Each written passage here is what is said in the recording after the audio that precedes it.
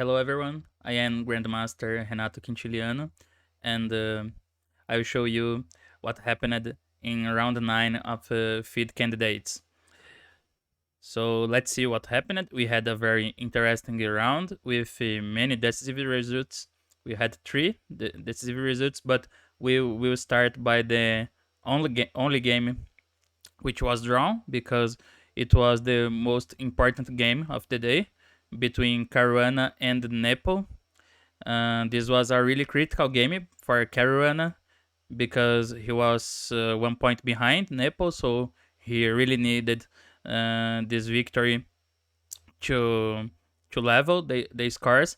But as we know, in the end the game was a draw, but it was not a harmless game, as we will see now. So it was e4. Then Nepo stays loyal to his Petrov, even if it was obvious that Caruana would come with something prepared. Nepo still believe in his solid Petrov, so that was kind of a small surprise because I thought he could change. I don't know, go back to the Sicilian, but he keeps the solid approach. So e5, knight f3, knight f6, knight takes e5, d6, knight f3, knight takes e4, d4, d5, bishop d3, and here bishop d6 was played, which seems a little bit curious to me because as far as I remember, if I'm not wrong, Caruana was the player who popularized this move in the top level a few years ago when he started to play regularly the Petrov, and he started to play bishop d6 in this position, and you can find many games by him playing this position as black in the database. Nepo had played knight c6 against Naka in the first half of the tournament, but I analyzed that game as well. I did the theoretical coverage for that round, but Nepo had some problems in that game, and maybe this was the reason why he changes now to bishop d6. Also, bishop f5 was played by Duda against Firouzja in this tournament, and was a draw.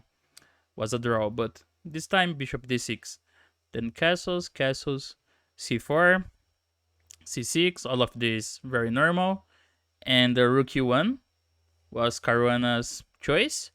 Rapport had played queen b3 against Nepo. That game was turned out to be very good for Nepo because this line leads to a forced draw, but Rapport refused to repeat moves and ended up in a bad position, and Nepo scored a very important win in that game. Knight c3 is the most played here, is also very popular, and the queen c2 is also playable, but I think this used to be more popular in the past. So rook e1, bishop f5, and queen b3. White players have tried a lot of ideas in this position.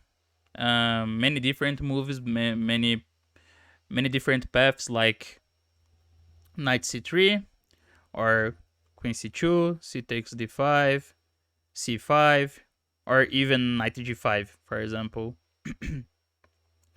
But queen b3 looks like the most ambitious and the most critical attempt for white. Here, queen d7. All of this is top fury.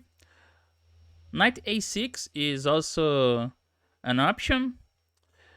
Of course, white's not looking to queen takes b7 here because of knight b4, and the queen is already in trouble. But many games now go c takes d5, c takes knight c3, and there are some possible lines here, like knight b4 is a practical idea, sacrificing a pawn after bishop takes e4, d takes, knight takes, bishop e6, queen d1, rook c8. So black sacrifices a pawn for some compensation, some light square play, and also the bishop pair, at least by now. So this probably offers enough compensation for black, or bishop e6, which is more solid, but after a3, preventing knight b4, then knight c7, queen c2, f5, bishop e3. Maybe white can get some pressure here. So queen d7 seems kind of a strange move because the queen occupies is on d7, which would be an useful square for this knight, but it's also fine for black. And here Caruana comes with the first surprise, playing knight h4. A move that was seen only in one game before, only once, in a game played between a 1700 against a 1600 player. So really rare move.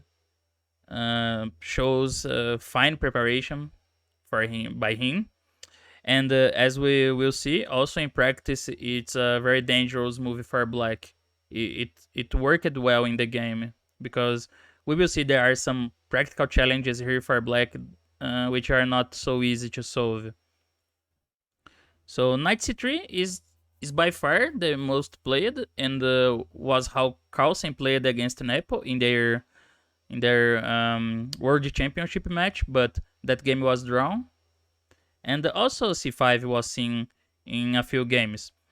All of these moves that I showed until this point are interesting, playable, and have their own universe full of possibilities. So there is a big theoretical discussion in this line of Petrov, this particular move order. But Caruana surprised the Nepo with knight h4. And here he played bishop e6, which was the first new move in the game, but it's the most logical, of course.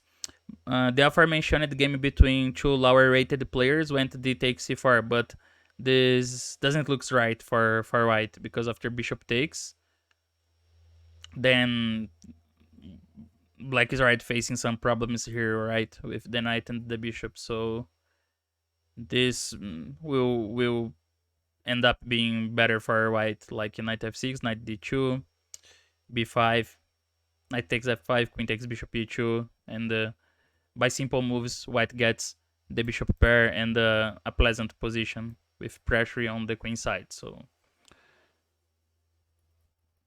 Nepo played bishop e6, and here queen c2.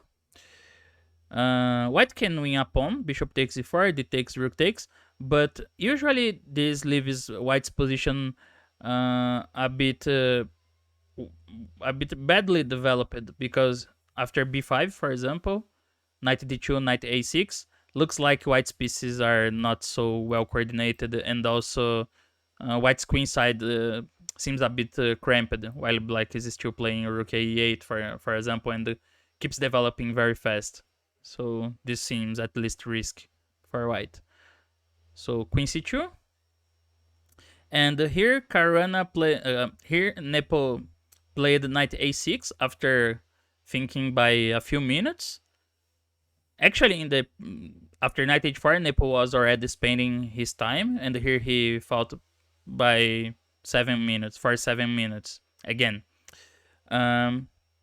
This is a normal move in such positions, with trying to save a tempo using the threat of knight b4 to connect the rooks and develop black's pieces.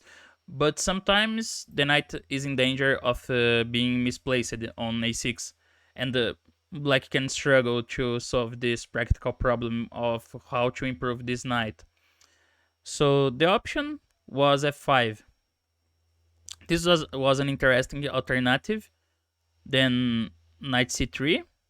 Now knight c3 comes, and a move suggested by Grandmaster Sam Shankland, here is bishop c7, which is a very interesting idea, because The point is that black is avoiding to move this knight to keep the chance of developing it to a better square than a6. So in case of knight a6, white plays c takes d5, c takes and a3, transposing to the game. And also, it's important to note that bishop takes c4 is not good for black here because of bishop takes c4. Then when bishop takes, knight takes e4, and basically white is regaining the piece. So bishop e6, knight takes d6, queen takes, queen e2, bishop d5, and the queen e7, for example. This looks very unpleasant for black because white will get a lot of pressure on the king side and also on the 7th rank. So the idea of bishop c7 is to postpone the development of this knight, hoping that white will make some concession and will help black to complete the development. But let's see how that could work in practice. Because, for example, after something like bishop f1, here if black plays queen f7, intending to develop this knight by d7, via d7, then knight f3 can be a bit unpleasant. So some knight g5 ideas in the air. So h6, but now b3, knight d7, and at the moment when black plays knight d7, white can play c takes d5, c takes, knight takes e4, f takes queen c7, e takes f3, g3, and this position, I think it's still easier for white because of the bishop pair, the dark squares especially, and because this pawn can be a problem sometimes. It can be a weakness on black's camp, so maybe this is still black still has to be accurate here to avoid serious problems. But a possible idea would be king h8, simply a prophylactic move, knight f3, queen d8, and looks like black is more or less ready for knight d7. Even after queen b3, queen c8, we defend b7 with the queen, and the engine still likes white's position a little bit, so I think the position needs to be better analyzed. So not so easy even after f5 to solve black's problems in a convincing way. Still looks here, still seems here for me that white still has an easier position. I mean, it's white's moves look simpler and easier to find, at least over the board from a practical point of view. So it was knight a6, then a3. Again, bishop takes e4, d takes, rook a e8 is much better for black actually here. There are some threats already like bishop e7, and when the knight moves bishop f5, so definitely take on e4 is not an option, but a3. And now Nepo played f5, finally reinforcing this knight. It's of course a committal move because you expose some squares on the king side, but the idea is to reinforce this knight. After rook a8, I tried to investigate this as a possible option for black, but the point is that white's not taking on e4. White plays knight c3, and here f5 is not possible. There is a problem with f5, which is c takes d5, and when c takes d5, bishop b5, winning the exchange. White wins material already, so this is not good. And if black plays knight takes c3, b takes c3, also this gives some initiative for white. For example, d takes c4, bishop h7, king h8, and bishop g5, and I think white still preserves some pressure here. And as usual, this knight still has to be improved. Although here there is knight c7, knight d5, so maybe this can be played, but still looks more pleasant for white. So f5 was Nepo's move, and here c takes d5. This is the right moment to exchange in the center, fixing black's structure. C takes d5, and knight c3. Still at this point, Caruana was blitzing his moves, so that was a signal he was still in his preparation. And now rook ac8 was played, a very natural move, but the engine suggests here knight b8, intending to improve this knight to c6. That that's already a signal for us that maybe black's play needs to be improved earlier, because the knight on a6 um, stays out of play sometimes, so the computer is already saying that you need to improve this knight. But the difficult part here is that knight b8 is not knight b8 is not like an impossible move to consider, but it's very important for black to know how to react after f3. And the right move here to keep the balance, to not have a bad position, not get a worse position, is knight c6, which is very similar to something that could have happened in the game. Black offers a piece to get active play. So if f takes d4, then knight takes d4, queen d1, d takes d4, and this gives a nice initiative for black. White has already to consider giving back the material, because after, for example, bishop c2, there is queen c7, very strong idea. There is no good way of defending h2, and also queen takes d4 is impossible because of bishop c5, of course. And in case of bishop f1, bishop b3, queen d2, queen c6, creating the strong threat of knight c2, and again the knight can be taken. And before, in the previous move, was the same case, because queen takes d4, bishop takes h2. So here bishop e3, probably more solid, and now knight takes c3, bishop b takes c3, but black has already solved a big problem with this knight, because now the knight is much better placed. So bishop e7, g3, similar to the game, but now we can take on h4. G takes, rook ac8, rook ad1, king h8, queen d2, and a nice idea here given by the engine is f4. Bishop takes, bishop f5. Black sacrifices the pawn, but have nice play on the light squares and also active pieces.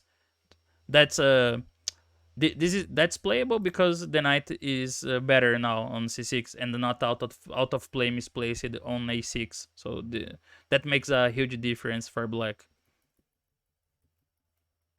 And on the other hand, knight takes c3 would be really bad, because after b takes c3, this has only helped white, and it's not easy now to complete black's development. For example, rook e8, rook b1, knight b8, bishop d2, and when knight c6, the knight is in time to make it to c6, but there is knight takes f5 winning material, bishop takes rook e8, and white wins a clear pawn. So, well, rook ac8 and f3 was the move. Was still more or less played quickly. And here again, knight takes c3 only helps white, because after b takes c3, bishop e7, g3, this is a very different position. It's a different case from the position seen in the previous note, because the knight is not on c6 here, the knight is on a6, so it's still badly placed. And in case of bishop f6, for example, bishop e3, g6, knight g2, white has a very good position, developing strong play on the dark squares, and there are a few weak squares on black's camp, like along the a file, the a5 square, for example, after, for let's say something like queen d2, bishop f4, or even bishop h6 followed by knight h4. Too many nice ideas for white here to improve his position and also increasing the pressure. So bishop e7 was played by Nepal, keeping the tension on e4 and attacking the knight, and Caruana played g3, a move that might look a bit surprising at first sight, but it's a thematic idea in similar positions, because white is not worried about doubled pawns on the h-file. The dark squares are very important here. if black plays, for example, bishop takes h4, g takes, knight c3, b takes c3, knight b8, bishop f4, knight c6, and queen g2, for example, because this bishop will be very strong, and white has the open g file, so ideas like king h1, rook g1, and bringing the other rook to u1 can be considered. So white keeps a lot of pressure here, both on the e and the g files, and also ideas like h5, h6 can be considered at some point. So this would be more pleasant for white, despite the doubled pawns that are not relevant here. But okay, this is a nice concept anyway, and it's an important moment here, very critical for black. So it was the most critical moment for Nepo, because at this moment he fought for 7 minutes and decided to play knight d6, which in fact objectively is a wrong move, is incorrect, but it's also very hard to call it a mistake because black's position looks solid enough. The point here, and I think this is a big merit on Caruana's preparation, is that black only keeps the balance by sacrificing material in this position. So the only move that keeps keeps the balance is bishop f6, keeping the knight on e4 and looking for active play, for dynamic play. So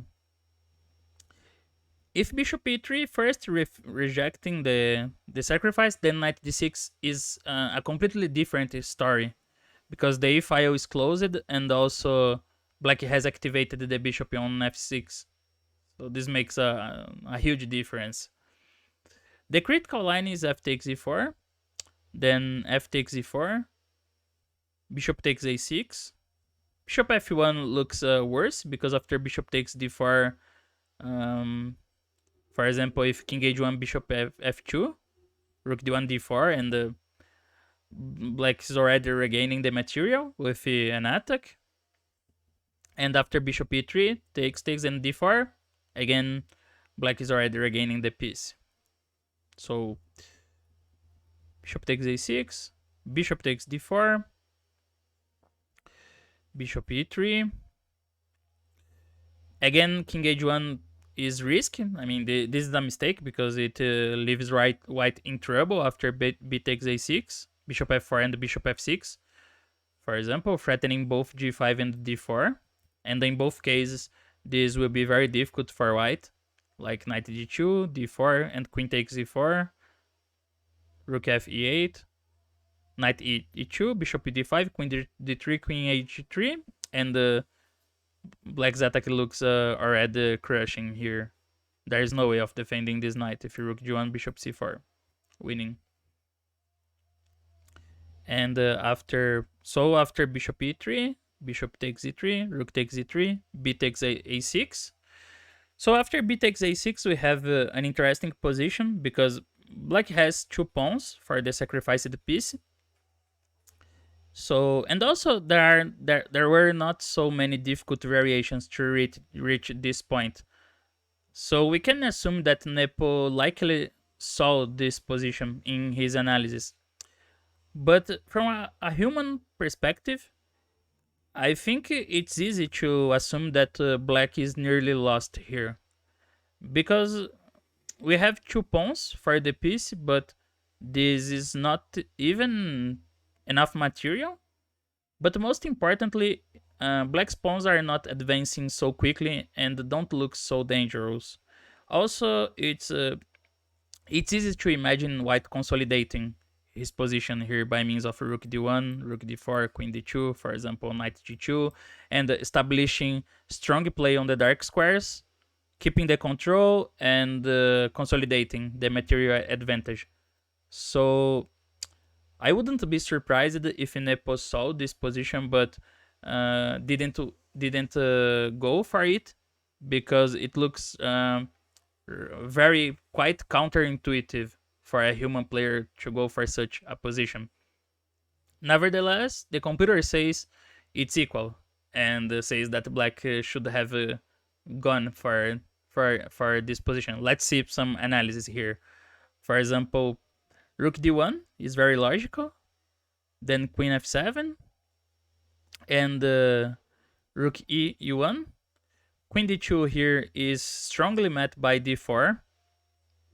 When queen takes d4, suddenly loses in view of rook c d8. And queen takes d8, queen f2 check first, king h1, rook d8, rook d8, king f7. And white's facing huge material losses because white can't keep the rook defended and also the mate on f1. So this is already winning for black. But in case of rook e2 e1, bishop g4, rook d4 makes sense. Also, rook d2 loses on the spot do e2 e3.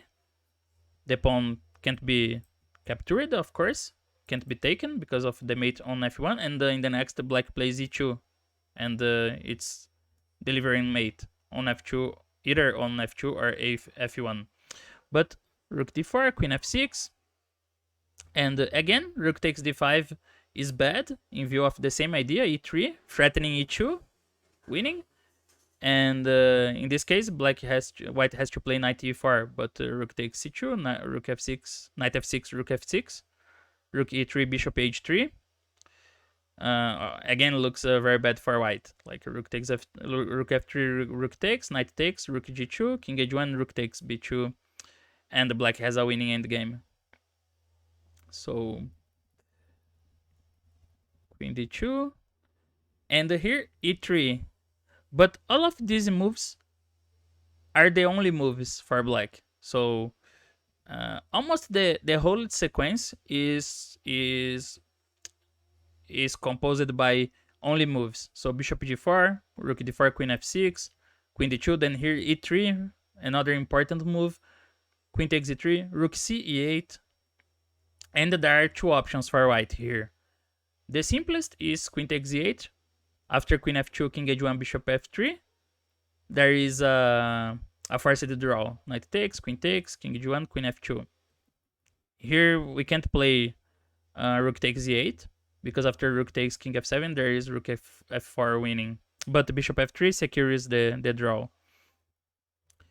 And in case of knight takes d5, there is queen takes d4. Queen takes, rook e1, king g2, rook e2. Again, with a draw. So this is enough to win, to equalize, but you can see that the main line is very difficult. And also there is rook e1 here for white, which is another option. So now after queen d6, this is the plan now, to play queen b6 and try to invade by the f-file.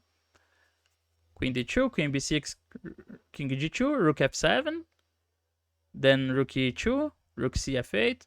And when white plays something like knight takes d5, there is queen b7, knight e3, g5, regaining the piece, again with a complex position. But as we can see, this main line was very difficult, this bishop f6, because the resulting position is very concrete. So it seems inhuman to go for such a complicated position. And here, Shankland makes, commenting this game for chess.com, he makes a very useful observation, saying that these kind of preparations are the most difficult to face over the board, when you have to sacrifice material for long-term compensation. Because when your opponent sacrifices something against you, it usually becomes very concrete and very forceful.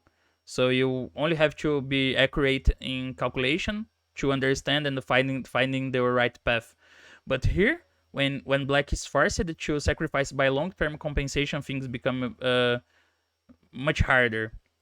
And I think this is a very instructive observation by Shankland, because he is one of the most prepared players in the world. So this is very useful to know in your preparations. But back to the game, Nepo played knight d6. And here, Caruana had two options. He found queen a4. After thinking for more than 30 minutes. So now Caruana probably was out of his preparation, but he knew his position should be good. And the queen a4 was considered by Nepo extremely unpleasant move. Another option was queen e2, which should win a pawn by force. So the game could follow knight c7, and now knight takes d5 is the tactical idea.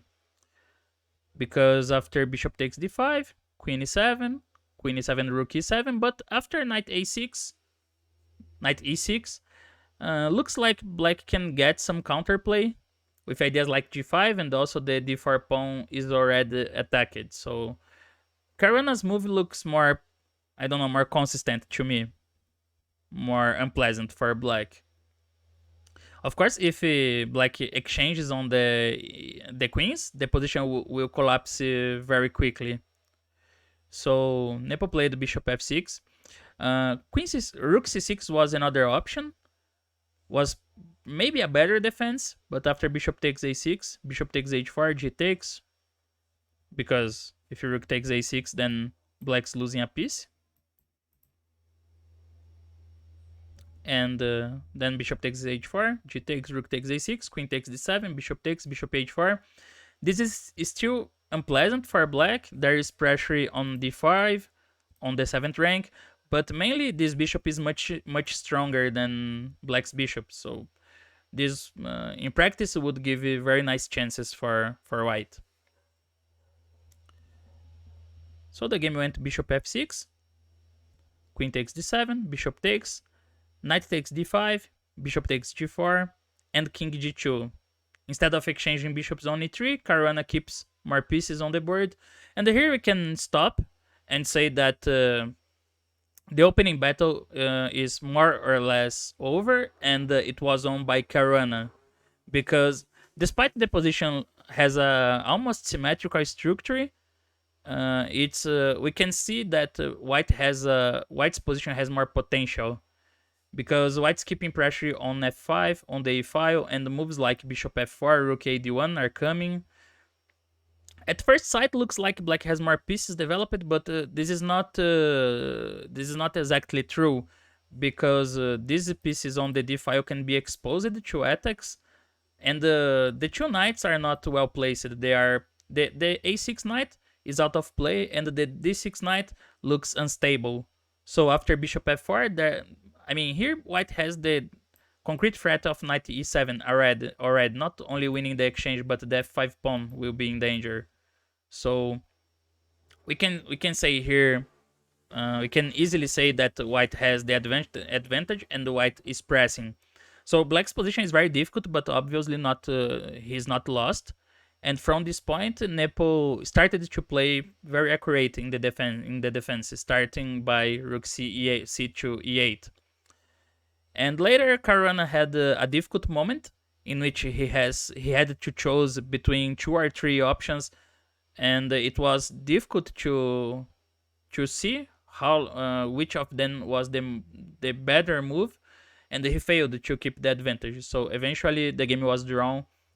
But it was an interesting fight in this Petrov line, and surely Caruana's idea, the idea by Caruana, managed to surprise his opponent. But then chess is a tough fight. Chess is a very difficult game, and he wasn't able to preserve that advantage. It was indeed a great escape by Nepo, and it allowed him to keep his 1 point lead. So continuing, we had 3 decisive results in this round, and all of them were won by players who scored their first win in the event.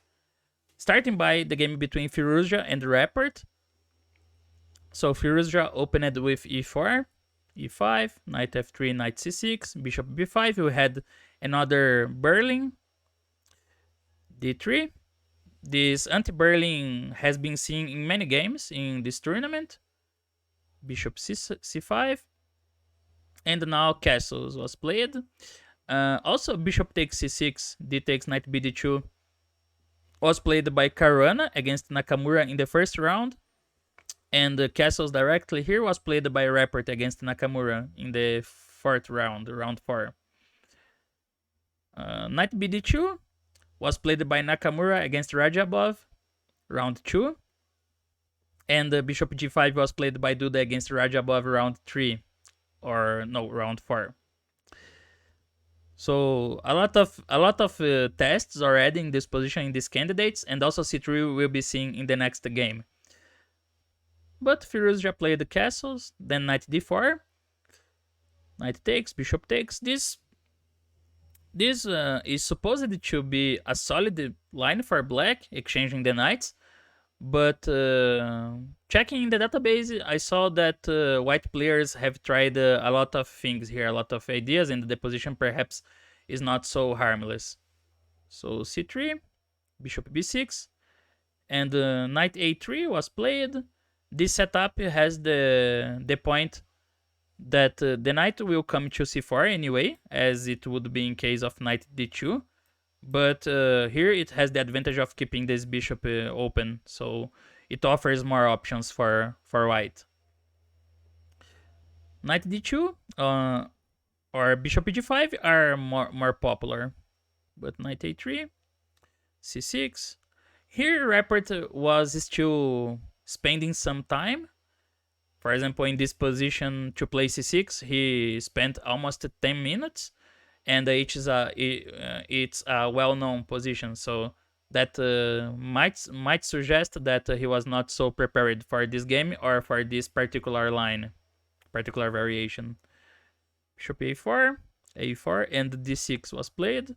Castles was in a recent game between Francisco Vallejo Pons, and David Navarro, and it was interesting because, in fact, the idea is that after something like bishop g5 played in the game, h6, bishop h4, black goes d5 directly, more active.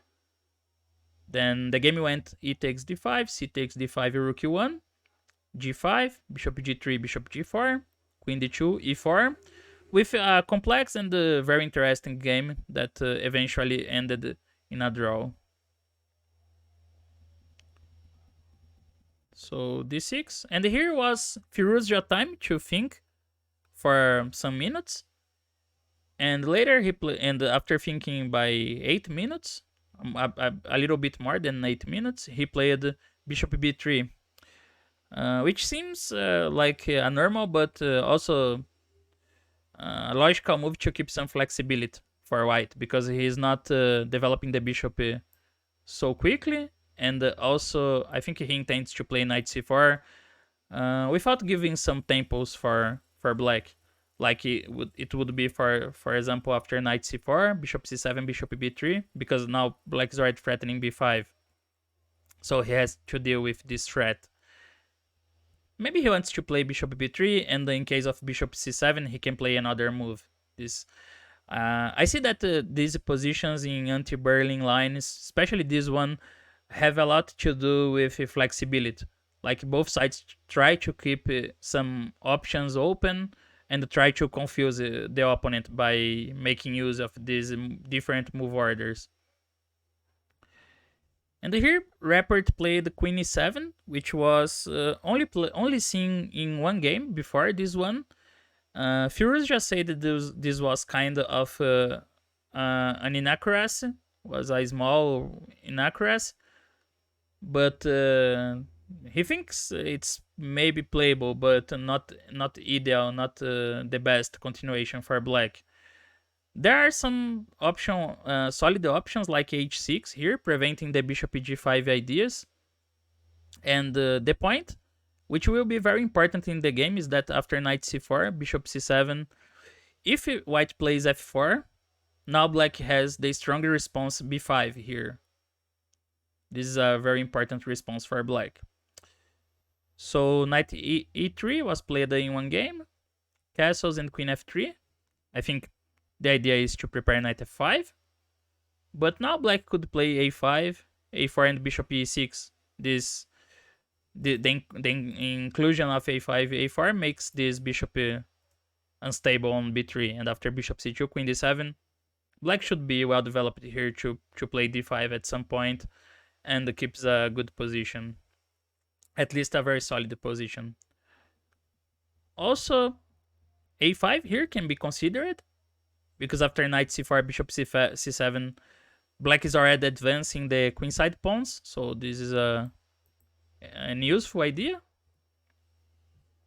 Or playing, I don't know, bishop a6, for example, after a4, bishop e6. But the point is that if black rushes with castles, then bishop eg5 can be a bit unpleasant for black. The pin can be a bit unpleasant. The difference is that if black delays castles, like delays castling, like a5, knight c4, bishop c7, a4, bishop e6, now bishop eg5 can be met by h6, bishop h4, and g5. And after bishop g3, h5, black is exploiting the fact that the rook still remains on h8 to look for counterplay, for active play and attack on the king side.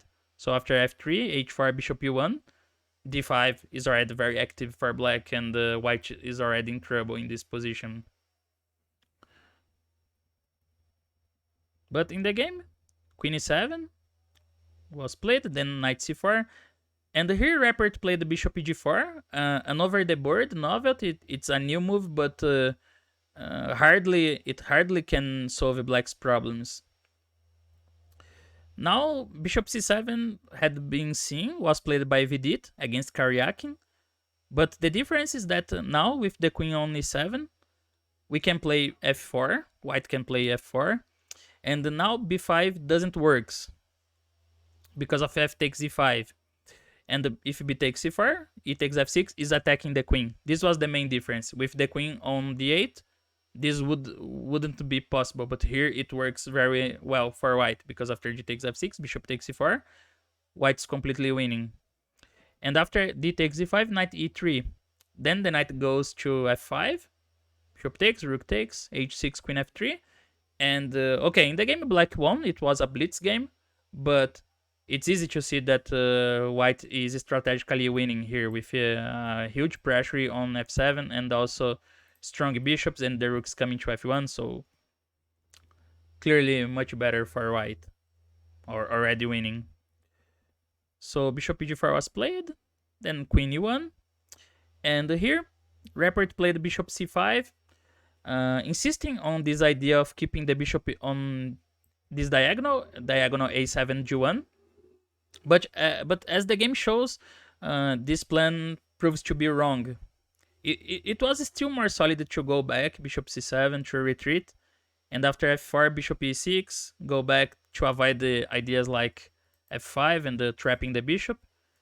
So f takes e5, d takes e5, bishop g5. This already gives some pressure for white, but here black can change the plan and play with long castles, when white keeps the better chances. But this was still not so risky as in the game, I guess, I think. Because after bishop c5, we will see that black's not able to prevent white from advancing the f-pawn. So Firouzja continued with king h1, and here it was a5. Also after b5, knight e3, bishop e6, bishop c2, white is still better. So a5, f4. a4 was also good, but f4 was played. a4, bishop c2, then b5, f takes e5, d takes e5. And here Firouzja already had a pleasant position. He could also play in a positional way with knight e3. And after something like bishop c8, knight f5, bishop takes, rook takes, white has a pleasant advantage here with the bishop pair and also the open f-file. Chances of opening the position in the future, so this looks very promising for white. But still he chose, I like more the move he chose in this moment, knight takes e5. Because it looks like the most principled to exploit the fact that black still has the king on e8 and trying to exploit white's lead in development. So queen takes e5, d4, bishop takes, c takes, queen takes d4. And here bishop e3 was already a bit an imprecise continuation because it allows black to get back into the game. Bishop d2 was more precise, threatening bishop c3. And when queen takes b2, rook c1. I mean, here black's position is very difficult already because threats like bishop c3 and queen g3 are coming, e5. And it's simply very difficult for black to keep the control facing too many threats. For example, queen e5, bishop c3, queen e7, then bishop takes f6, g takes f6, e5. Keeps opening the position, f takes e5, bishop e4. And when bishop d7, there is rook takes c6. Very strong move.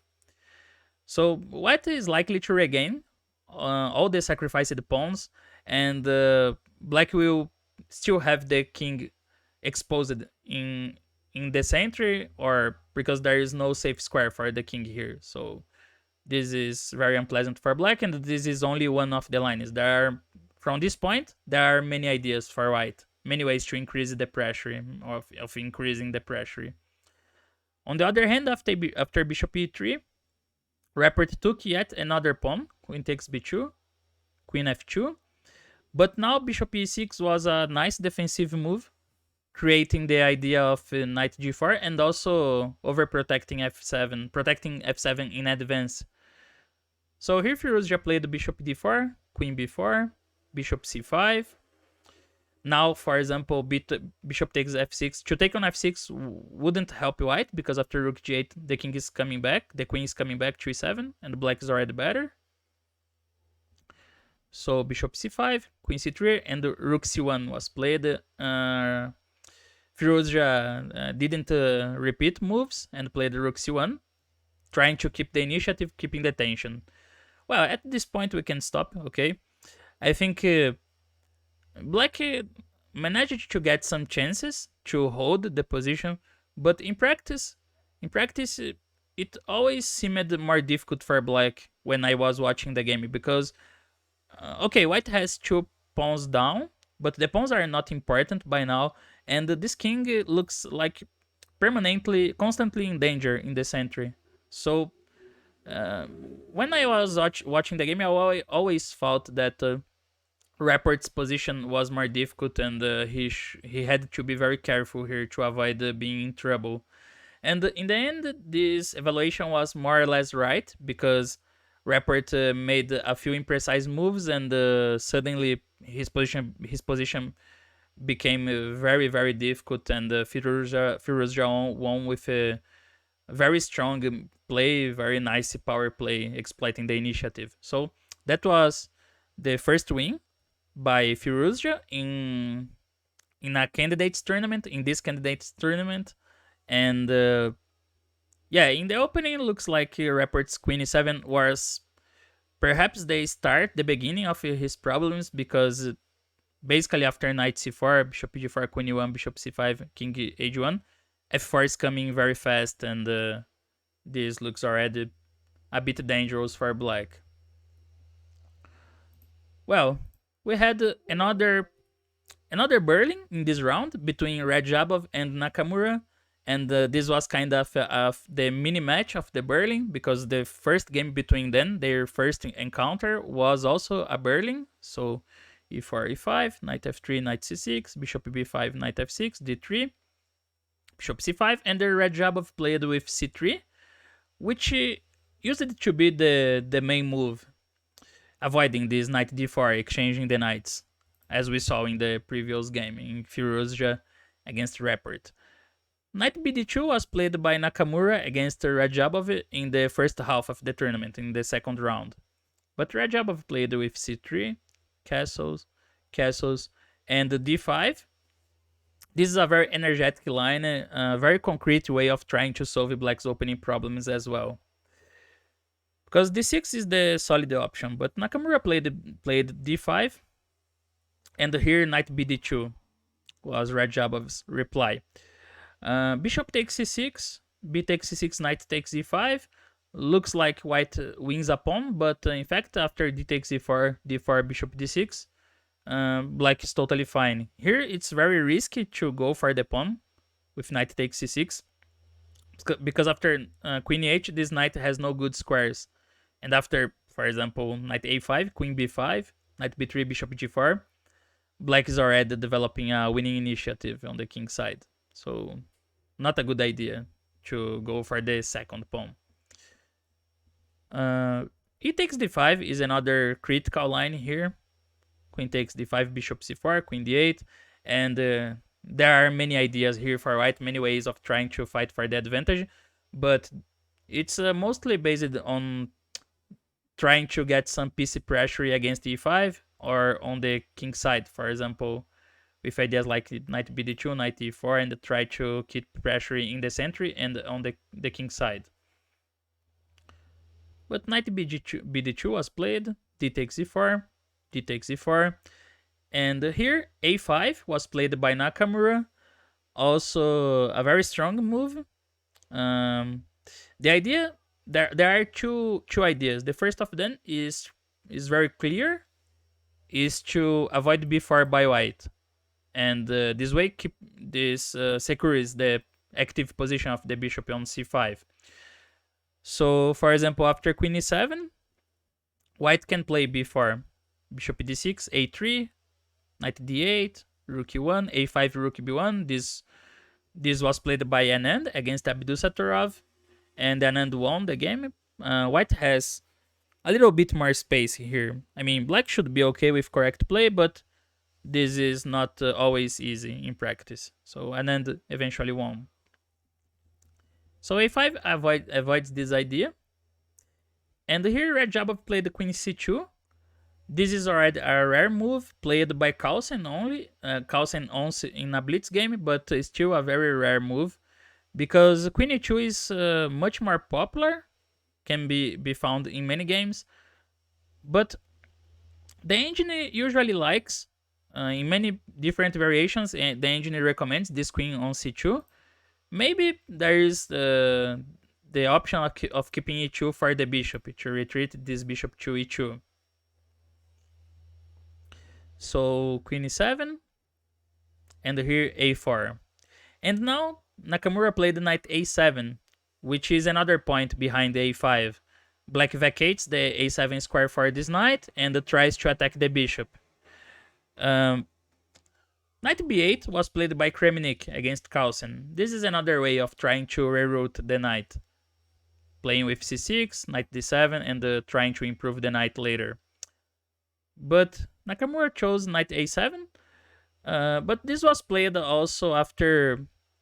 This was already played after thinking for more than 10 minutes, which is already kind of an achievement by Radjabov's preparation, because as we have seen in this tournament, this candidates tournament, in almost all the rounds, Nakamura has shown great, very strong preparation. He is very well prepared in many openings and knowing his lines very well. So it's likely that queen c2 by Radjabov came already as a small surprise here. So after knight a7, bishop e2, knight c6, fishing for a repetition, but knight b3 was played.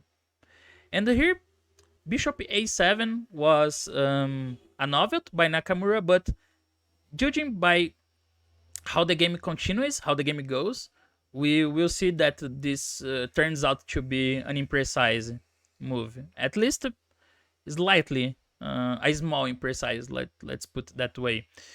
Because bishop b6 was played in a recent game, very recent this year, the game from this year, from some months ago. And the bishop would be better placed on b6, as we will see. Because after bishop a7, Radjabov now went back to b5 with the bishop, and we can see an important point. The knight is deprived of the a7 square. And this also creates a concrete threat over attacking the a5 pawn.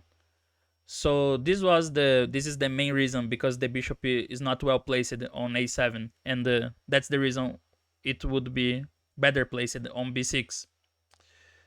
So after bishop a7, bishop b5, here it's already kind of unpleasant, and Nakamura decided to play actively with bishop g4.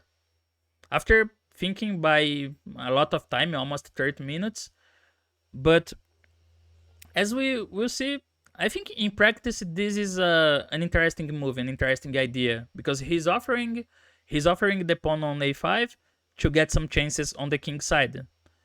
But Radjabov will show by very precise play that there's not enough compensation for black. But after something like I don't know h6, allowing white to take on b6 and take on a5, if bishop takes f2, rook takes rook a5, then b4, rook a8, bishop e3 is very pleasant for white. The distant passed pawn is very strong, will be very annoying in the endgames, and also the dark squared bishop can be very annoying. So this is not good. And maybe bishop b6 was the move. I mean, assuming that black's last move was imprecise, this gives one extra tempo for white, but maybe with correct play, black is still able to neutralize this position. For example, knight bd2, now threatening knight c4, knight a7, bishop e2, knight c6 back, knight c4, bishop c5, and maybe knight fd2, intending to play knight b3 and take the bishop pair. Okay, this could be a bit easier, a bit more pleasant for white, but black would be solid as well. So maybe Nakamura could neutralize white's small advantage with his strong defensive play. Still, he opted by active play with bishop g4, but Radjabov here decided to attack the challenge, to accept the challenge and grabbed the pawn. Bishop takes c6, bishop takes f3, g takes f3.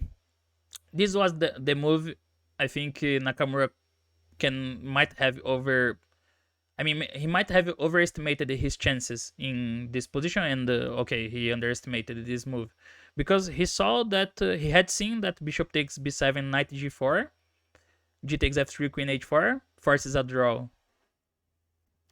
But after g takes f3, b takes c6, knight takes a5, Radjabov grabbed the pawn, and now queen e6, already looking to the king side, trying to activate black's pieces, transferring the queen, trying to maneuver through the king side.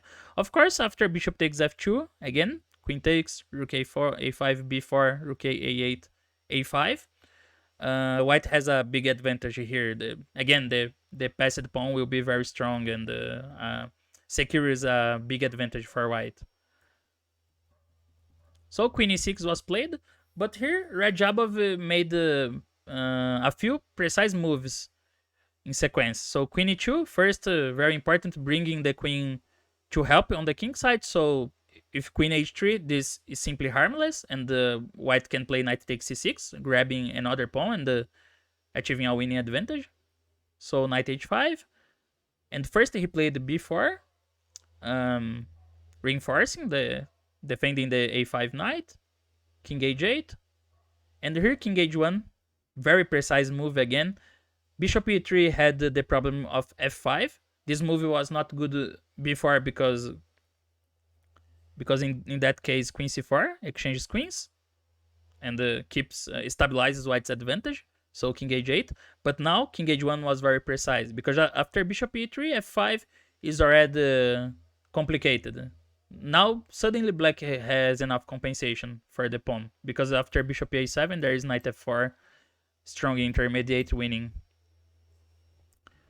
But basically after king h1, white will play rook g1, bishop e3, and will exchange the strong dark squared bishops, dark squared bishop, and will keep the material advantage.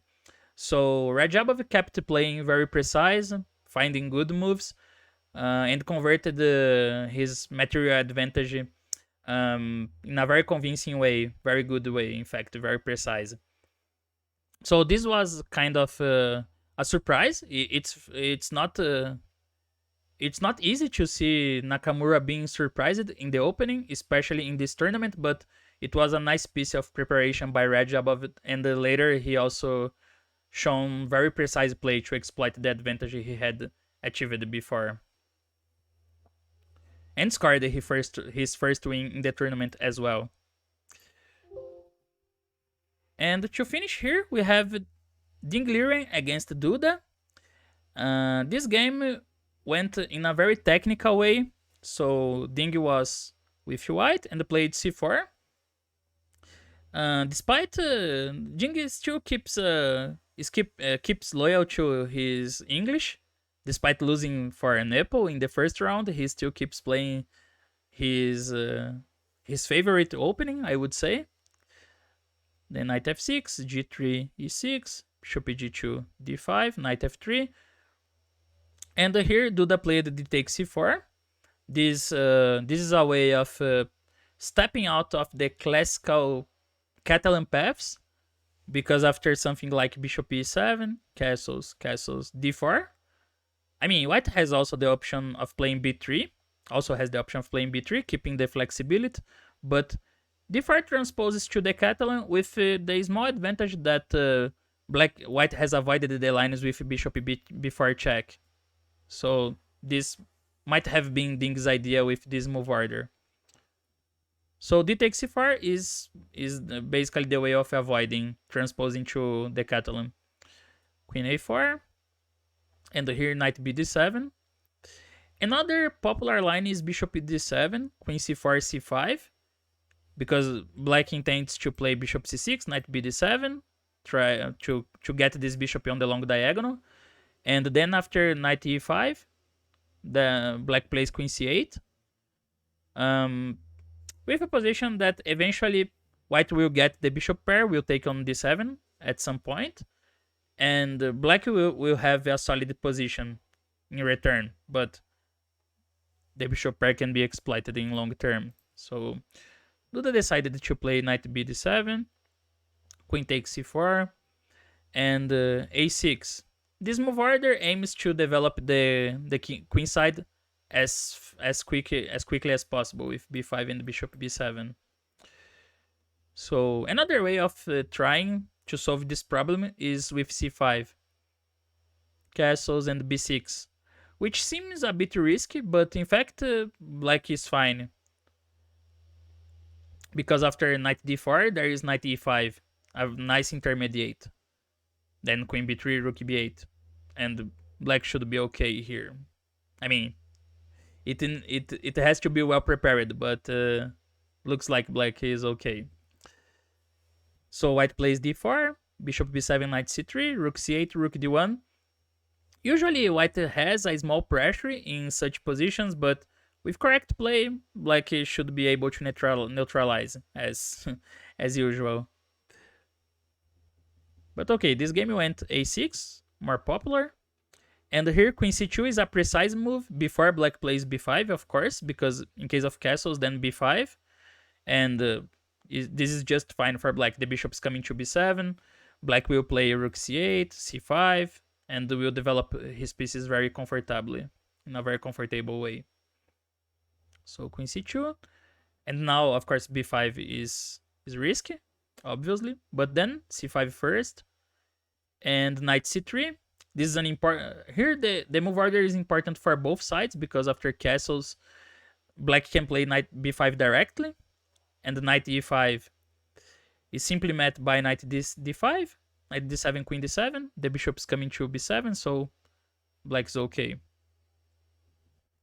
So knight c3 controlling the d5 square, and here queen c7, preparing to develop the bishop, of course, because black will need to answer something like knight e5 with bishop b7 after b6 or b5. So this is a very natural move.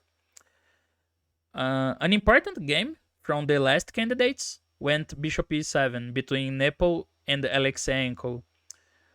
But after castles, and d4, white already had a very unpleasant initiative, and the Nepal won a very nice game very easily. I mean, this was natural play by black, but very risky, because it delayed the development of the king side, the queen side, and in the game, Alexeyenko was never able to complete the development on the queen side. But also an interesting way of preparing b5 is rook a7. stepping out of the diagonal and preparing to play b6 or b7, and later bringing the rook to c7 or d7, for example. This was played by Duda in a previous game, and maybe by this reason he avoided repeating this line. So he played queen c7, castles, and b6. Black is ready to play bishop b7 now.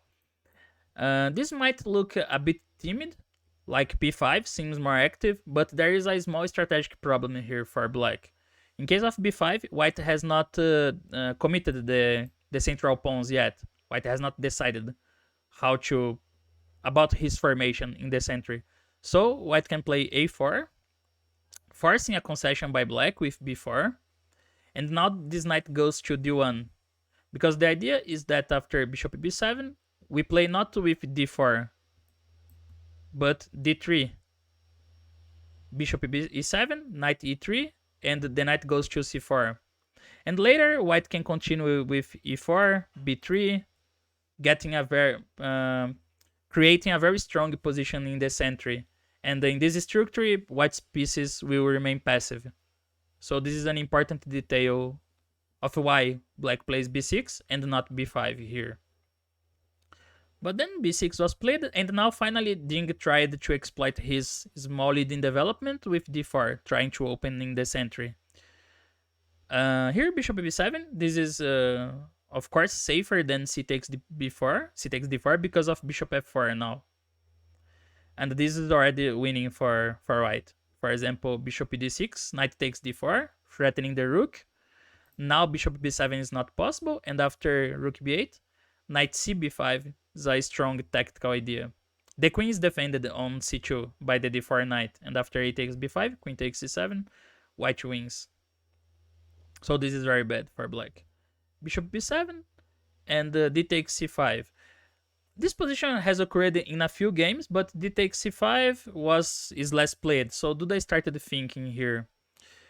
Bishop f4 had been seen in a few games. I mean, I think 10 games, but d takes c5 is less exploited.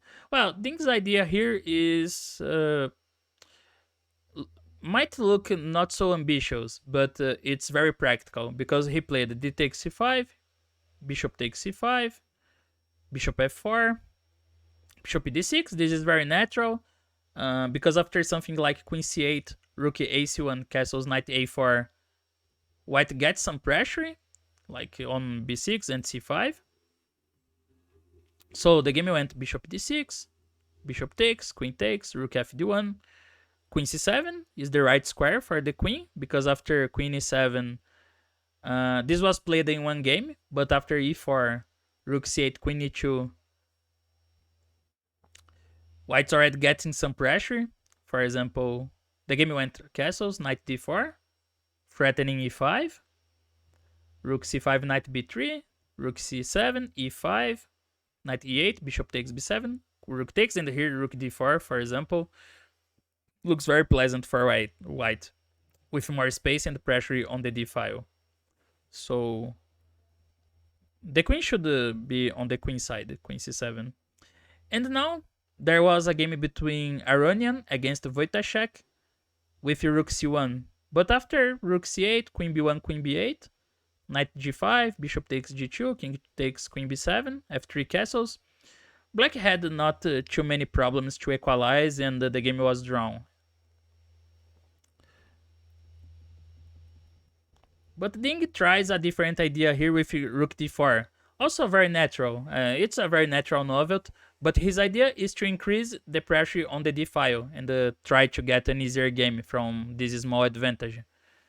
So the game continued with castles, rook a d1, rook a c8, queen d2, increasing the pressure on the d file at the maximum possible. And knight c5 was played by Duda. Bishop c6 was another option, and here white could choose between knight g5, trying to exploit the advantage after bishop takes, king takes g2, knight c5, f3, more or less like in the game, keeping the pressure on the d file. Or there was the more double-edged g4 here, also a very interesting move, but probably more riskier as well. Instead, Duda played knight c5, and here queen f4 was played. This was still blitzed by Ding, so he played very quickly queen f4, queen takes f4, g takes, not taking with the rook but with the pawn to keep the pressure on the d file. So, not sure if this was Ding's preparation, but he tried to get a tiny advantage exploiting the d file.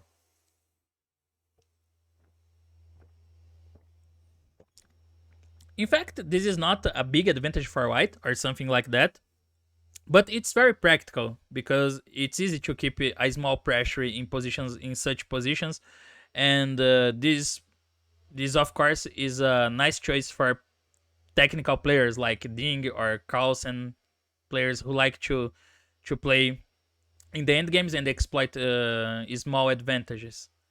And in the end, after knight c to e4, maybe knight d5 was more precise. The point is that after knight d5, knight takes, bishop takes, and a3, there is, for example, a5, knight e5, trying to remove the blockade on the d file. There is knight b3, and it's not easy for white to make progress. For example, rook d3, knight c1, rook d2, knight b3, repeating moves. But after knight c4, knight takes, bishop takes, knight e5.